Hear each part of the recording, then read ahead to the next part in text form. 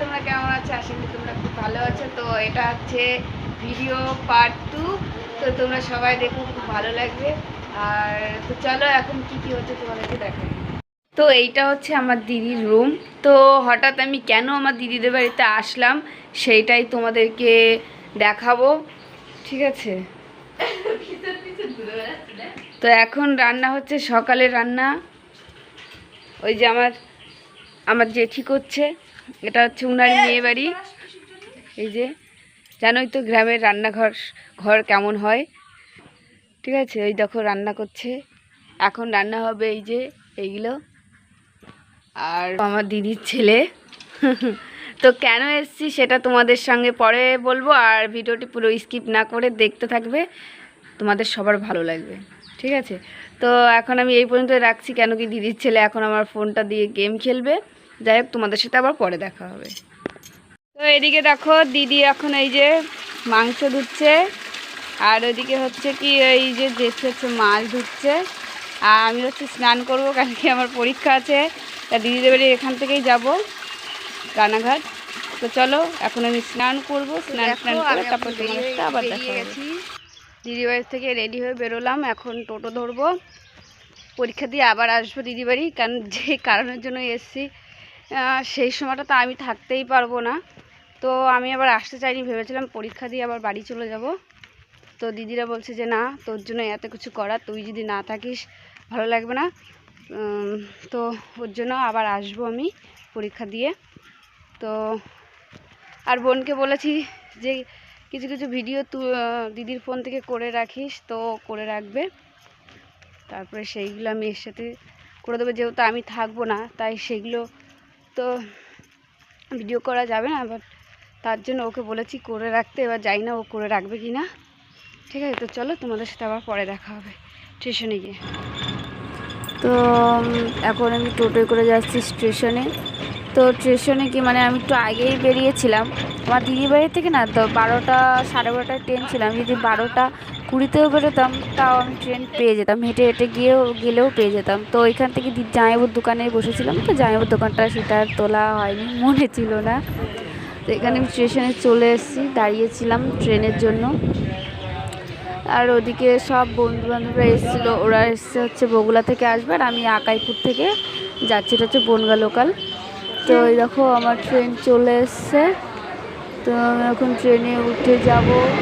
আর হচ্ছে হ্যাঁ, আমি হচ্ছে কলেজের ভিডিওগুলো দেখাইনি, কেন কি ওটা তো তোমরা পার্ট 1-এ দেখতেই পেয়েছো, তাই না? ওর জন্য আর কলেজের ভিডিওগুলো দেখাইনি। আর এই দেখো এই আকাইপুরে মানে এই বনগাঁ স্টেশন মানে ট্রেনে না ভিড়টা একটু কমই থাকে, ধরতে গেলে হয় না, খুব কম ভিড় থাকে। তো এই যে রানাঘাটে নেমে গিয়েছি, আর তারপরে মানে কি বলবো, আসার সময় এত বৃষ্টি হয়েছে, তোমাদেরকে তো বললাম আমার তো বাড়ি মানে কলকাতা আসার কথা ছিল, তো আমি আসিনি। ওখান থেকে গিয়েছিলাম আবার হচ্ছে দিদি বাড়ির থেকে আসার সময় মানে যখন গেছি এত বৃষ্টি হয়েছে কি বলবো। আর বাড়ি যেতে যেতেও আমার হচ্ছে অনেক দেরি হয়ে গেছিলো, মানে বৃষ্টি যেহেতু হচ্ছে তার মানে অন্ধকার হয়ে গেছে চারিদিকে। তারপরে আসলাম, রাত্রেবেলা রাত হয়ে গেছে। আর এটা হচ্ছে বাড়িতে বললাম যে বোন কিছু কিছু ভিডিও করে রেখেছে। এদিকে জেঠিমা রান্না করছিল, দিদির কিসের জন্য রান্না করছিল সেটা বুঝতে পারবে। তো এখানে রান্না হচ্ছিল, জেঠি রান্না করছিল, আর এটা হচ্ছে বোন সাজিয়েছিল। আর বৃষ্টি হচ্ছিল বলে তার আর ফুল আনতে পারিনি, কারণ দিদিদের মাঠেরই ফুল গাঁদা ফুল ছিল, তো বৃষ্টি হচ্ছিলো বলে ওই জন্য আনতে পারিনি। তো এখানে একটু বেশ আলপনা মতন করে দিয়েছিল, আলপনাটা খুব সুন্দর হয়েছিল, পরে দেখতে পাবে তোমরা। তো এদিকে একটু খাওয়া দাওয়া হচ্ছিলো, আর কিছু লোক আসেনি, ওরা পরে এসেছিলো, বৃষ্টির জন্য আসেনি। তো এখানে দিদির ছেলে আর জেঠি আর আমার তাইমশাই খেতে বসেছিল, আর এটা হচ্ছে আমার বোন। এই দেখো ও ওদেরকে খেতে দিয়ে তারপরে ওর অনুষ্ঠানটা শুরু হয়েছে। তো এবার তোমরা নিশ্চয়ই বুঝতে পারছো আমার দিদিকে দেখে, নাকি এখনও বুঝতে পারছো না? তো অনেকে ভাবছে হয়তো আমার দিদির জন্মদিন, কিন্তু না, আমার দিদির জন্মদিন না, এটা হচ্ছে আমার দিদির দ্বিতীয় স্বাদ। তো প্রথম স্বাদটা তো আমরা এরকম কোনো কিছু করিনি, ভিডিও করিনি। তো আমি দিদিকে বলেছিলাম যে দিদি তো 7 মাসে তো স্বাদ দেবো। তো আমাদের বাড়িতে আসবি, তোর সাথ আমি দেবো। তা ও বলছিল যে না আমি যাব না, আমি তো ওই সময় যেতে পারবো না, তো তুই আসিস। আমি বলছি আমাকে যদি তোদের বাড়িতে গিয়ে বাজারঘাট করে তোকে যদি খাওয়াতে হয় তাহলে আমি তোদের বাড়িতে কেন যাবো, তুই আমাদের বাড়িতে আসিস। তো বলছি না তোর কিছুই করতে হবে না, তো জামাইবাবু সব বাজারঘাট করে নিয়ে আসবে, তুই শুধু রান্না করিস। আমি বললাম আমি কি অত লোকে রান্না করতে পারি, আমি শুধু তোর রান্না ঠুনি করে দেবো। তো বললো ঠিক আছে তুই তাই করিস। তো এমন সময় মানে স্বাদের অনুষ্ঠানটা ওর ছিল, তারপরে 8 মাসে পড়ে যেত, আর তো হতো না না। তো তার জন্য ওই দিনকে আবার পরীক্ষার মধ্যেই পড়েছিল। আর এদিকে সবাই এখন আশীর্বাদ করছে দিদিকে। আর এটা দ্বিতীয় নম্বর যে ওই যে প্রদীপ আর ওই পুতোটার তোলে, পুতনা নোড়া বলে, ওইটা না করলেও কোনো অসুবিধা নেই, ওটা প্রথমবেলা করলেই হবে। আর ওটা হচ্ছে আমার দিদির ছেলে, বড় ছেলে। আর এখন যে আসবে সে যেন সুস্থভাবে আসে, ছেলে বা মেয়ে যেই হোক সে যেন ভালোভাবে আসে। তোমরা সবাই ঠাকুরের কাছে প্রে করো।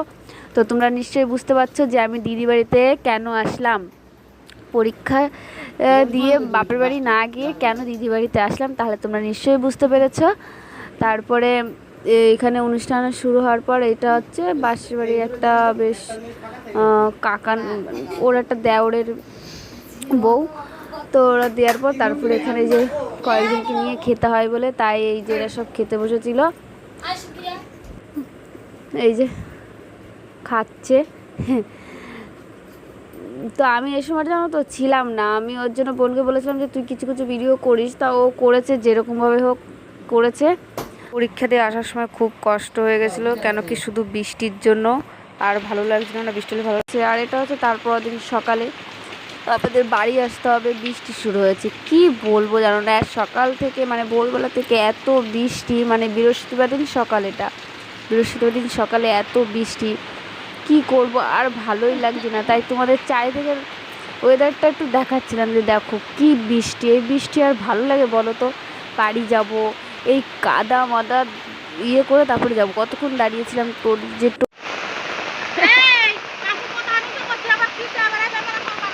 দেখো কত বৃষ্টি হচ্ছে। তো এই বৃষ্টির মধ্যে আমরা বেরিয়ে পড়লাম বাড়ির উদ্দেশ্যে,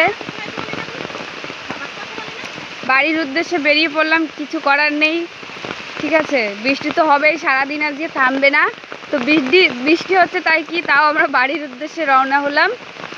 তো চলো একবারে বাড়ি গিয়ে তোমাদের সাথে দেখা হবে। এখন আর বের করছি না ফোন, কেন কি খুব বৃষ্টি হচ্ছে, তো আর ফোন ভিজে গেলে জানোই তো এত বৃষ্টি হচ্ছে যে ছাতাটাও মানছে না ঠিক মতন, তো ওর জন্যই।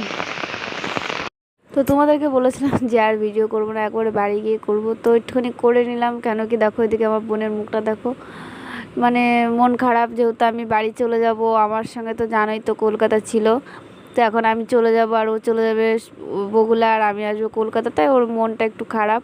আমি রানাঘাট স্টেশনে নেমে, মানে তোমাদেরকে বলেছিলাম যে ট্রেনটা পাবো না একটু লেটের জন্য, তো সত্যি কথা বলতে ট্রেনটা এত লেট ছিল, তো তাই সেই কারণে আমি ট্রেনটা পেয়ে গেছিলাম। তারপরে রানাঘাটে নেমে দৌড়ে গিয়ে ট্রেনটা ধরেছি। তো তারপরে দেখো আমি তো ফাইনালি আমি এখন চলে এসেছি কলকাতা। আর ওদিকে তোমাদের দাদাভাই চলে গেছে কাজে, ঠিক আছে। আর কি বলবো, তো বললো আমি চলে যাচ্ছি, তুমি তাহলে আসো। আমি তখন অটোয় ছিলাম, ভালো লাগছে না বলে অটোয় করে চলে এসেছি। আর ট্রেনে আমার জার্নি করতে একদম ভালো লাগে না। আর এটা হচ্ছে গ্যাসের পাইপের বসাবে বলে তাই মাটি খুঁড়ছিলো। তো বুঝতে পারছো কোন গ্যাস, ওই যে রান্নার যে গ্যাস না ওইটা। তো দেখো ওই যে গেট যেন কে খুলে রেখেছে কে জানে, যাই হোক। তো ঢুকেই তোমাদের চারিপাশটা একটু দেখালাম। আর হ্যাঁ, যারা আমার চ্যানেলে নতুন অবশ্যই কিন্তু আমার চ্যানেলটিকে সাবস্ক্রাইব করে দিও, লাইক কমেন্ট শেয়ার করে দিও। আর সবাই ভালো থেকো, সুস্থ থেকো, ঠিক আছে। আর তাহলে তোমরা জানতেই পারলে যে আমি কেন দিদি বাড়িতে গিয়েছিলাম, আমার দিদির সাথ ছিল। সবাই ভালো থেকো, সুস্থ থেকো, টাটা।